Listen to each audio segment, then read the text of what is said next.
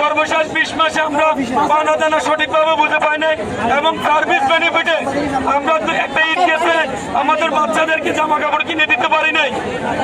এই রুম ভাড়া রয়ে গেছে কুমিল্লা ইপিজেডের আশেপাশে আমাদের বাসস্থানের আমরা দিতে পারি নাই। সেই কারণে আমাদের জিনিসপত্র নিতে তারা দিচ্ছে না। অতএব সরকারের কাছে আমাদের অনুরোধ